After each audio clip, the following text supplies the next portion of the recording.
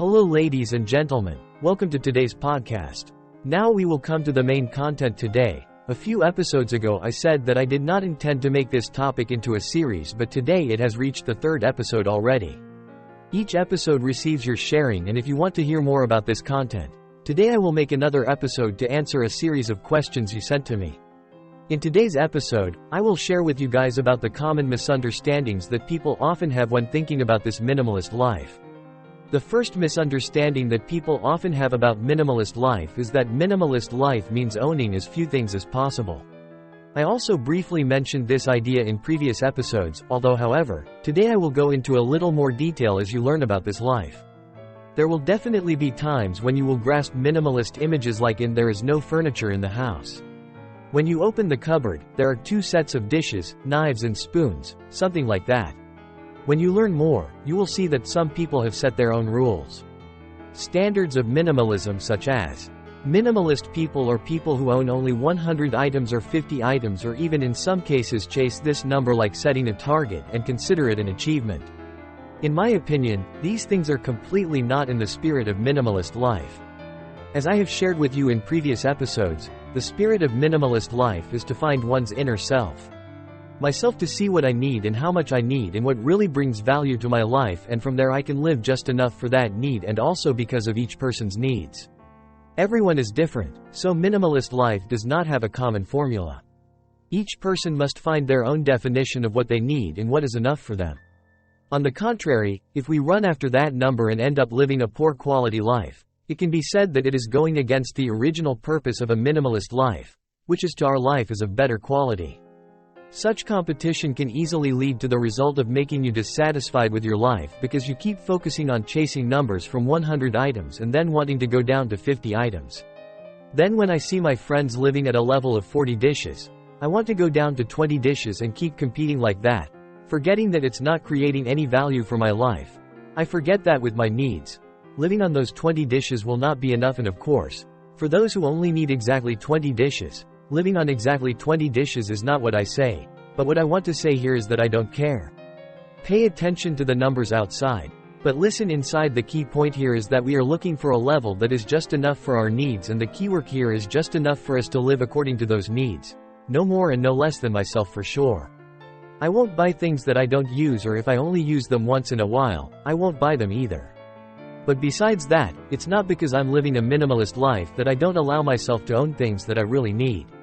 For example, there are many people who live minimalist lives and they object to owning a car, but personally, I like driving, not only because it is my daily means of transportation, but it also helps me go to places that public transportation cannot take me. As for me, I often go to the forest and mountains to camp, but if I didn't have a car, it would be very difficult for me to do these things, meaning with my lifestyle like that, if I didn't own a car. It clearly reduces the quality of my life a lot. So my list of things I own will always include a car, even though I'm a minimalist. The second misunderstanding is that minimalism is a miserable life for many people. People think that a minimalist life is a poor quality life, and people even think that minimalist leads are people who dress poorly. First of all, I would like to say right away that using cheap items is not bad, it is ineffective from an economic perspective. I have analyzed this quite carefully in the previous two episodes. But this depends more on each person's finances, because not everyone has enough money to buy good things from the beginning, and the value of a person is not judged by the objects that person owns. In this paragraph, I want to go a little deeper and share with you guys about my small experience. Maybe it will go a bit out of line compared to the topic we talk about, but it is a valuable experience that I have gained, and if I could go back to the past, I would also want to share what a younger version of me knew. But before I share, I need to clarify that my policy has always been to focus on our own quality of life and not care about external standards or other people's business. What do you think about yourself? You guys have been listening to my podcast for a long time. Surely you can see this spirit very clearly. After many years of gathering life experiences for yourself, I have also concluded a pretty good lesson. The value is that if we know about items, in this case, clothes, properly, it will also help us a lot in the aspect of work and even in the aspect of life specifically like that. In the past, I tended to advocate focusing on quality on the inside, and I was a bit sloppy on the outside, specifically in this case, dressing, but gradually I realized that that was not the case. It's probably wrong, but it's also not necessarily right. These things come from my childhood years. Since childhood, I have been taught that wood is better than paint, and for a long time I have lived by the motto that I focus on developing myself, focusing on gaining more knowledge and improving my abilities, which means practicing.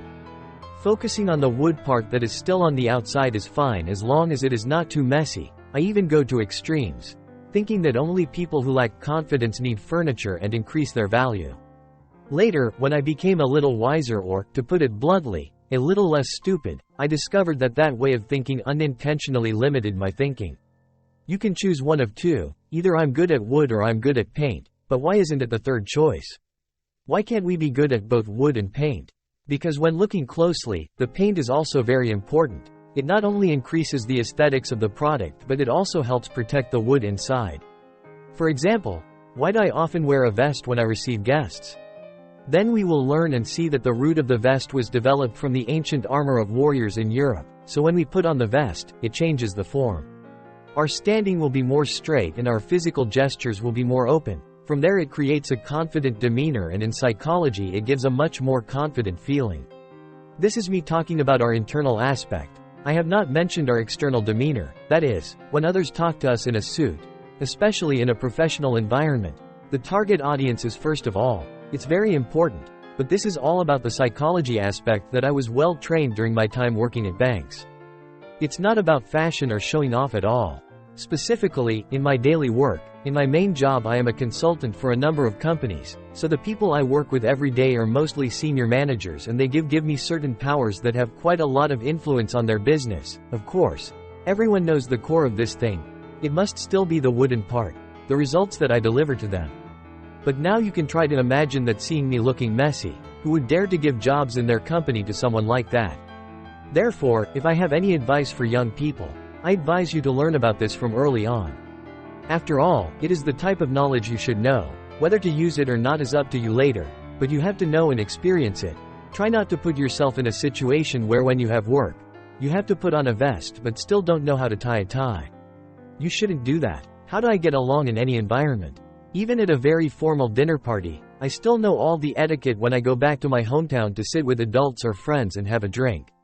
I know how to behave properly. That's the good thing I have to do, so that I know everything. Don't let myself lack knowledge no matter what situation you're in.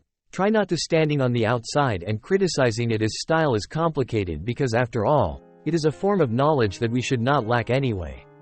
If I have the opportunity, I will share more about this topic in another episode going back to the topic we are talking about. Because of the reasons above, I understand very well that there are some people who are doing jobs that have certain requirements for precision. Outside. For example, those who work in the field of finance, investment or banking, for example, have to create a certain trust in the eyes of customers. So obviously we cannot look at things in a sloppy and superficial way. Whatever I share, it seems like I have already answered you guys about this statement.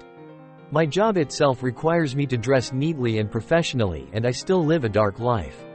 Through what I shared with you in the previous episode, you can see that minimalism also helps us in the opposite direction. Because it basically helps us own less stuff, then it allows us to own other items of better quality. This idea I have talked about in great detail in the previous episode if you have any questions. If you haven't seen it yet, you can watch it again. I'll leave the link below the description so you can review it more conveniently. The reason why there is this worry is because many people mistake the two concepts of minimalism and austere living, which is a completely different method of living from minimalism, the case of those who want to minimize spending for a certain reason, mostly financial reasons.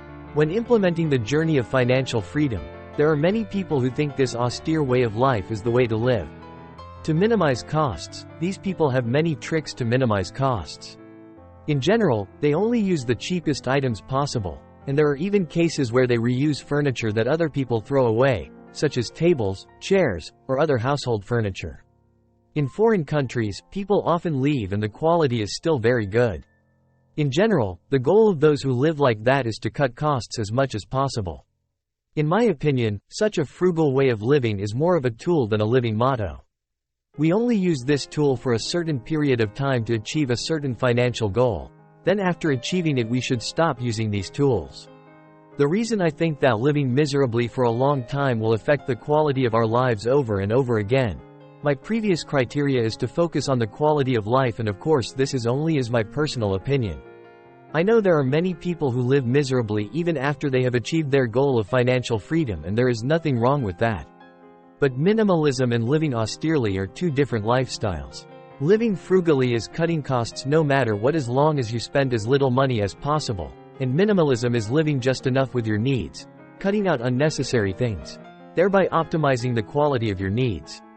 Remaining demand. Once you understand the root cause of this, you can rest assured, because living a minimalist life does not make you miss anything. The next misunderstanding is that minimalism makes our lives duller. There are people who misunderstand that minimalist people are people who are living boring lives, and it is not interesting, especially for this purpose. But from the perspective of those who have lived in minimalism for many years, I can confirm with you the opposite. You imagine that you have a glass of water that is full, and now you want to add more gravel into that glass of water. So first you have to scoop out the water, otherwise you have no way to do it. If you can add pebbles without causing the glass to overflow, so can minimalism, because minimalism helps you get rid of boring things that have nothing interesting in your life. So from there it allows you to focus on the things that bring you the most joy. Those hobbies for some people may be traveling, for others it's doing business, building a business, for others it's building a family and raising children, in my case. Then I choose experience. Even in terms of work, I'm quite interesting. All in all, I no longer have to worry about the issues of owning material things. So it gives me back the time and freedom to do things. I can experience more interesting things for myself, and from there it makes my life much more interesting. Therefore, I believe that the lives of those who lead minimalism are not boring at all, and on the contrary, they are much more interesting and of much better quality than lives where they are busy all day with things. After work, we just go to coffee or drink and then go shopping, and that's all life is like. I think we can see quite clearly which life is more interesting than the other. Next, people think that minimalism only needs to be done once and that's it. There are people who think that minimalism is simply the activity of cutting down on furniture, and then when it reaches a certain number, it's over. That we are done and we have become minimalists. If you have followed the episodes up to now, you can clearly see that minimalism is not just limited to the aspect of personal belongings. Owning furniture or material things, whose root is a mindset, is a journey to find out what is enough for us. Then from there we try to live with exactly that need. I said in the previous episode that these needs can change over time, so it is very important that we always go back to determine what we need and what we want. That's why I say this is a journey, not a one-time job. The next misunderstanding is that minimalism is for single people who have no commitments. Anyone who has a family will not be able to live this life. It is true that minimalism is easier to implement for single people than for people with families and children. Because the basic thing is that we can control our own lives, but it will be very difficult to ask others to live the same way we live. But when we look closely at the roots of the philosophy, the minimalist life that I shared with you in the previous episode, minimalism still applies it very well to family life, because the nature of family life is no different from single-family life. There are things that create value for the family, and there are things that do not create value, things that, when brought in, add a burden to the family while the value they bring is not much. Our task is to determine what does not create value so we can eliminate it, and from there make the way wide open for us to optimize the things that have value for our family. The other point is that from now on, instead of just me doing it, it requires a whole team to join hands, and specifically here, the important person is my partner. And in my opinion, the most effective way is for them to gradually see the values that life brings. From then on, they will have the motivation to accompany us, which is the ideal case. In the bad case they cannot accompany us, we can do it alone, but at least we have shared it with them, so they will have a certain awareness of that way of life, and at least many of them also create conditions for us to do so. As for the issue of children, it is not a big problem. I even think that if children can live and grow up in a minimalist family, I believe that is a very good way to teach them how to live and grow. Live orderly, and further and more importantly, teach your children what is the value of life, and from there live true to the core values, and this is especially valuable in today's society. At a time when people around us only chase after frivolous material values. Personally, I believe that if our children grow up in such a good environment and learn such lessons, I believe it will be very good for them through the recent series of articles on minimalist life shared with us. If you have a fairly complete luggage for a minimalist life, I believe that this amount of knowledge will help you have a smoother start for your minimalist life. This is the life that I often share and encourage those around me to do, and this time I share it with you guys. Like I once said, that the journey to financial freedom helped me to be free from slavery. Depending on money, this minimalist life helps me no longer depend on material things and just these two things. It gives me a lot of time and energy to focus on the most valuable things in my life. I hope this sharing will help you if you found this content useful.